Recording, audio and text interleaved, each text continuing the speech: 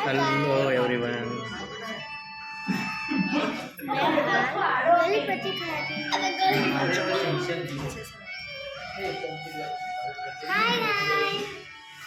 गली कुची खा रहे हैं आप? मजा आ रही है आपको?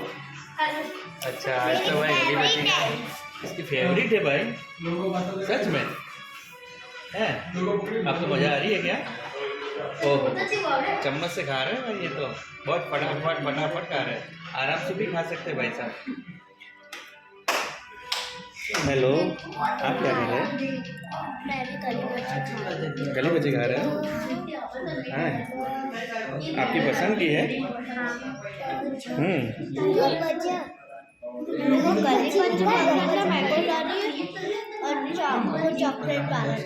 अच्छा, वो भी पसंद है।